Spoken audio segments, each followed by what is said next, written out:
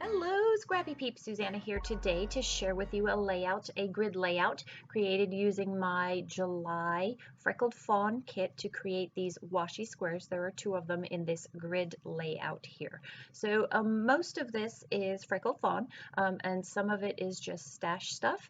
I have pre-cut some of my squares, as you can see up the top there, but I'm also going to make these really cool squares by overlapping and placing washi on just regular white cardstock. I'm going to intentionally leave a gap between those two so I could put journaling in there, or I'm actually going to stitch in there as well. I'm going to pre-cut the 2-inch square because I want to know where to put that bottom piece of washi. So this is also a monochromatic layout. I'm pretty much using the blues here, and so I am only using those relevant colors in this particular square here. So you're going to see me cut out one for sure, and then I will cut out a second one, and I will also use what I have left over with a die, a star die, to also create a shape. So you could use the same principle for any shape.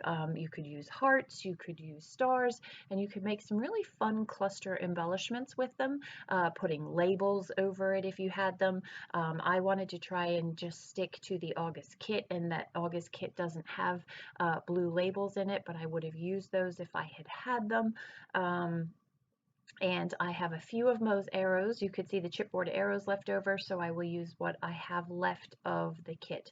I honestly don't have much of it left.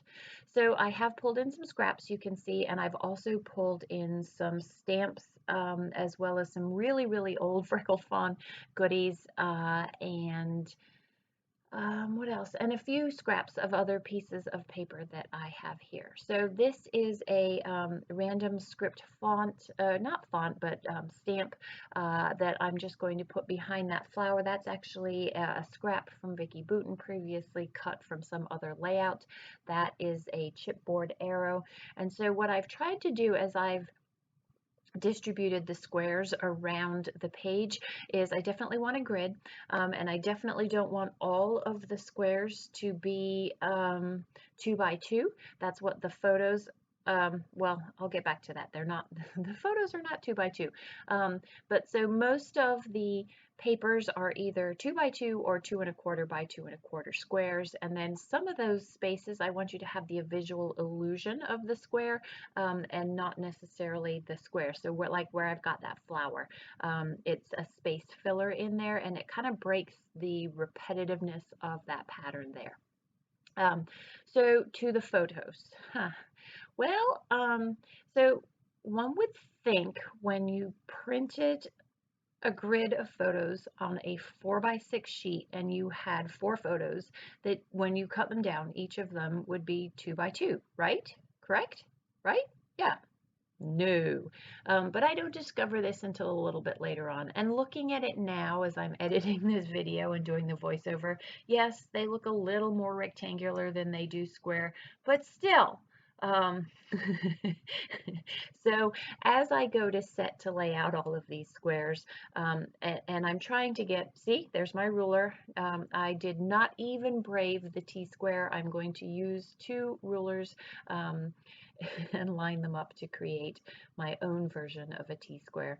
And you'll see that not all of them sit on the ruler exactly because those are the 2¼ like this, for example, is a 2¼ square, and it's actually an outline, so that is why you'll see that I don't set them all there.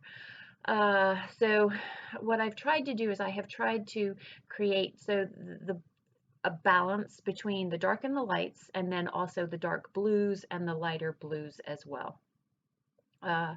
So you can see that I've tried to have the photos so that there's one photo in each row and column, and they're not lined up, and then that there is an equal distribution of light and dark throughout the page. That was the design element guiding principle there. And I also wanted to try and distribute the 2¼ inch squares. Not that they're very visibly different, but I wanted to try and distribute those across the page as well.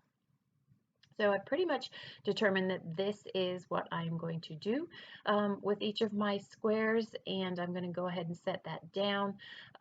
You can see, so I have two of the washi strip squares. I have that floral, that is from Freckled Fawn. The second row down in the far right column, that is one of the 3x4 cards that I used a die to cut the center of, and then I just backed it with some navy that I had left over. Then moving across on the next row, the third row down, those triangles, that is a Freckled Fawn. And then the diagonal stripes at that one, the first right where I've got the life chipboard piece, and that chipboard piece, that is from Freckled Fawn. Another one of my washi squares. The chipboard in the white dot frame is from Freckled Fawn. And then I will have a star also cut out on the cat next to that. So good chunk of this is Freckled Fawn. Some of it is from the July kit and some of it not. That stamp who is that? I am not sure, to be completely, the Maggie Holmes. That is a Maggie Holmes stamp. And I wanted the house because A, it holds the place of the square, and also this is our silly cat at home, and the title of this layout is going to become Guardian of the Remotes. So this is a cloth basket that we have under the coffee table where we like to try and contain our remote controls. And we, thanks to COVID, have been eating dinner at the coffee table while watching TV. And this particular cat, so we have Luna and Jasmine. This is Jasmine.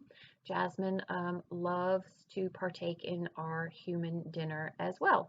And if she can be sitting in that cloth basket where the remotes are, she can keep a close eye on what servings might be appealing to her. So that is what this is all about.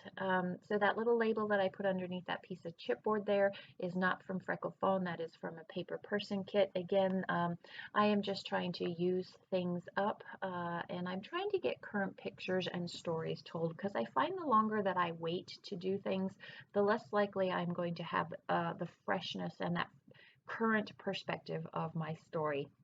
And while I do try and write stories down, I find that if I free flow write my journaling